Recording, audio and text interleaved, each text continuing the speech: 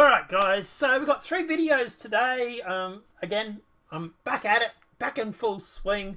And I want to give this a little bit of airtime because, well, as much as I can anyway, because, to be honest, this is an interesting story and this is, yeah, very interesting. But let's jump into it.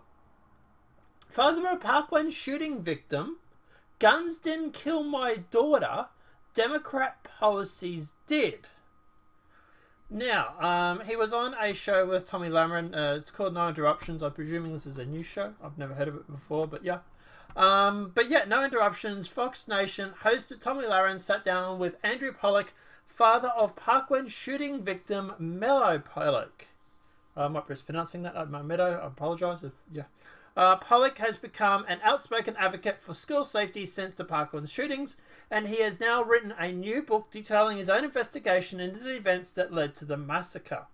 I wanted to look into it. I wanted to look into honor my daughter and to see what happened and how it could have happened. That I put my daughter in a school in a nice neighborhood and then I'm never going to see her again, Pollock said. I wanted to know the facts. I didn't just listen to the mainstream media, or as we call them, mainstream media. I didn't jump on that bandwagon, and I found out there was a myriad of failures and policies that led up to my daughter getting murdered. That was the mainstream media didn't want to cover. So in White Meadow died the people and the policies that created the Parkland shooter and endangered American students. Pollock discusses his view on gun control, why he blames the Democratic policies for his daughter's murder, and precautions that parents can take in ensuring safety of their children. Pollock argued that the new gun control laws are in effect a solution to the school shooting epidemic, in part because the current laws are not being forced. For example, the Parkland shooter had a violent record, but he was not arrested and therefore able to obtain a weapon legally. To me, gun control would have been if they had arrested him for punching his mother's teeth out. He got a background. Explained Pollock. Democrat put those policies in place that don't believe in holding kids accountable for arresting them while they're juveniles. So if they don't arrest them and don't get a background, then didn't get a background, then they're able to purchase weapons legally and background checks is useless, he said. In an interview with Fox and Friend Monday, Pollock said that blaming guns is not the solution and he encourages people to look at the underlying causes for these shootings. They're not addressing mental health or arresting these people when they have made threats. Those are the real issues, he explained. Responding to a recent video featuring 2020 Democrat candidates promoting tighter gun control as a safety precaution in schools, Pollock said it made him ill. My daughter paid the ultimate sacrifice because of those Democrat policies, and I've been hurt by the Democrats more than anyone in this country. I hold them responsible, Pollock said. Pollock met with President Trump 5 times. He's explained and applauded the president's initiative of Federal School Safety Commission and investigate what steps need to be taken to ensure safety in the schools across the country. In his new book, Pollock said he wanted to create a guide for parents to spot warning signs of potential shooters and explain why Meadows' death was avoidable. The book is like a manual or a guide for parents and grandparents to read it and accountability, look at what happened in the Parkland and compare it. Those policies are throughout the whole country, Pollock told Fox News' Neil Cavaro in an earlier interview. So, uncovering all this, Pollock said, I did a lot for me and other parents now I can learn from. It's what brought me to this book, and the book started as just an investigation, but there were so many jaw-dropping failures that I had to educate other parents. Discussing the book cover dared viewers to read the book without a box of tissues, calling it stunning and raw. Pollock is just getting started, he explained. He's committed to educating parents across the country on being alert and responsive to potential dangers surrounding the children. No one said no.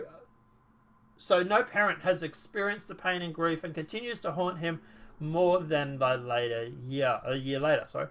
Every time there is a mass shooting, he explained, I think about these victims like one in the Walmart or the ones in Virginia at the building where the animals are coming through and they're just getting shot. I picture my daughter being the victim. Alright, so, yeah, guys, obviously, if you're interested, obviously the book's there to check out. The book itself, once again, is called... Guns Didn't Kill My Daughter, Democrat Policies Did. Might be worth a read. But yeah, look, obviously he is a Republican. So yeah, it's interesting, and it's something that was actually brought up in this video here. I might play it in a sec. Where they're actually talking about him not actually getting airtime. So that I think is so important for people to, but in your book you say that's not the case. No, I actually wanted to look into it. People, the news, mainstream media. I didn't jump on that bandwagon. And what I found out is... I don't want to cover the messages that you have. This is the interesting part. Reading about your book and reading about the things that you talk about in your book, it's that you were really cast aside because you didn't have that gun control message, because that wasn't the message you were leading with, because you were saying, I want to know more. I want to seek out the real causes, the many causes. They really didn't pay much attention to you, or they didn't give you much credit for your loss or for your feelings. Well, it's pretty sick. You know, I just said, when they kept interviewing me, I would say, you know what, I want school safety. I want to look into school safety.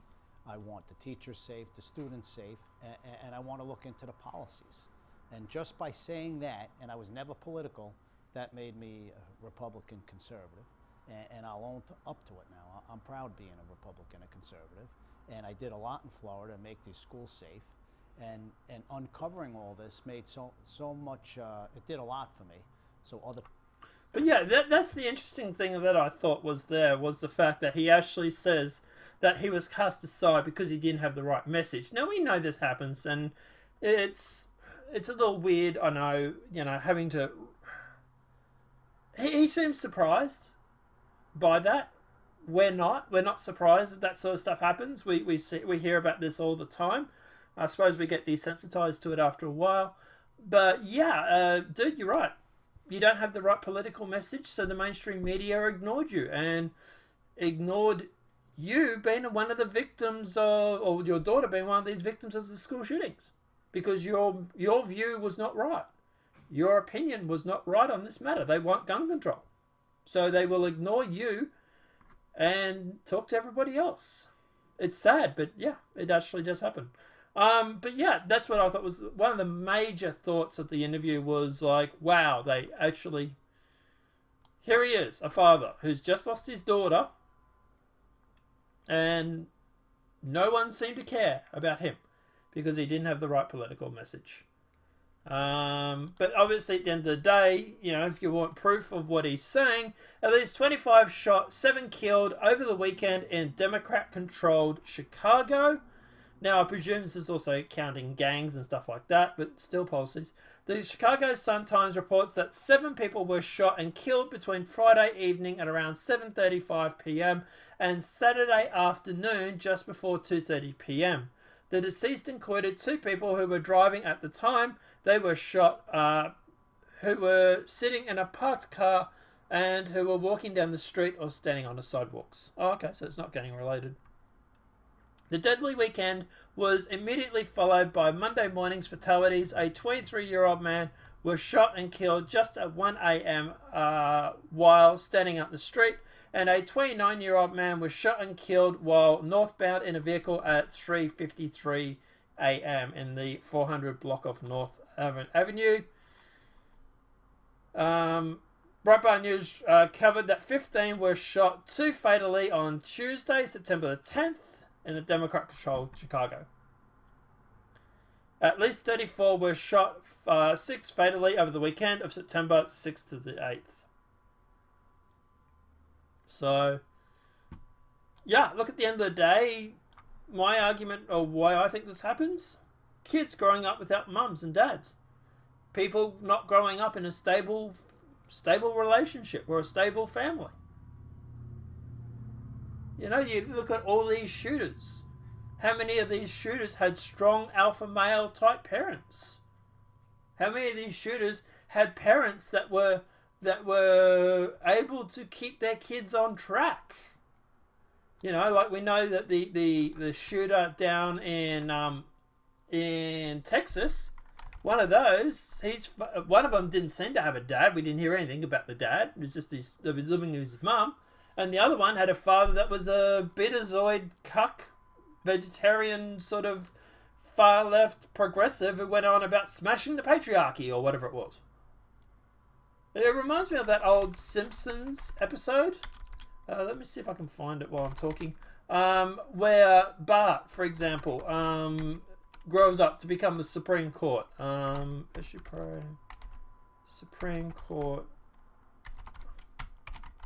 But yeah, there's a debate in The Simpsons where Bart is getting in trouble all the time, and the parents and all that, they or the counselors and that turn around and say to Marge, you know, like for example, you know, if you don't keep Bart under control, you know, he could be a homeless troublemaker, or he could grow up to become the Supreme Court. Let me see. I think this might be it here.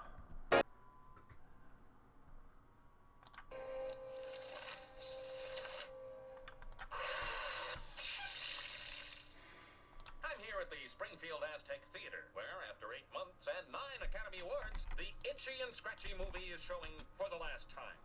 Tomorrow, a new movie starring Liza Minnelli and Mickey Rourke will open. Will it be as successful? Only time will tell. Well, Dad, I guess you won. No, son, we both won. You don't know it now, but I've started you on the road to somewhere very special.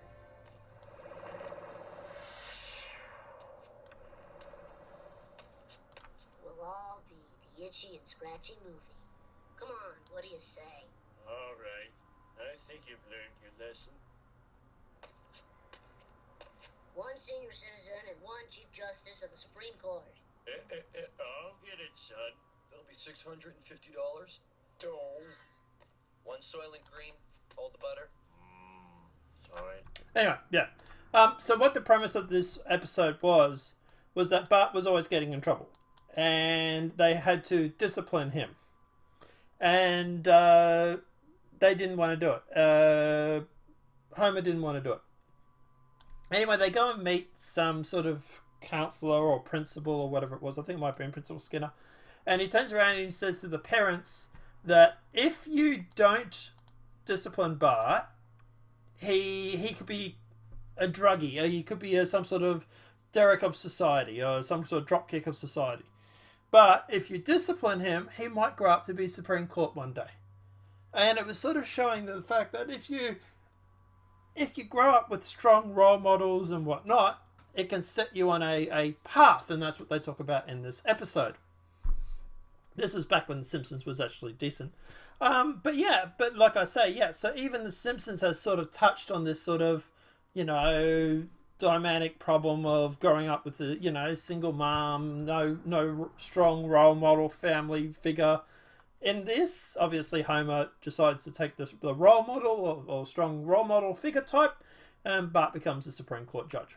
But it's a very good episode. If anybody has a chance to go back and watch it, probably should, even if it's just that one. But yeah, it's basically saying that, for example, that you if you discipline your kids and grow them up with strong morals and in a strong, you know, sort of relationship, family, and, you know, mother, father, you know, combined, you know, sort of family dynamic, you know, in a stable relationship, kids can grow up to be anything they want, including Supreme Court justice. So yeah, I thought that was interesting. But yeah, as for this, look, yeah, I do think, I don't know if it's the Democratic policies. I would think it's more about society. I think it's more about the fact that kids are growing up without fathers. They're growing up in single homes. And at the end of the day, which technically is a policy of sorts, it's still Democrat policies that are doing it. But yeah, it is a very interesting question as to why most mass shootings actually happen in Democrat-controlled cities or Democrat-controlled suburbs or whatever it might be. But yeah, let me know what your thoughts are in the comment section below. Apart from that, guys, obviously there'll be 3 videos today. This is the first of 3. Let me know what your thoughts are in that comment section. Apart from that, guys, obviously the video has been helpful. Please smack that like button if you're new to the channel. Welcome and subscribe. Apart from that, guys, we'll see you in the next demonetized video from YouTube. Have a great day and enjoy.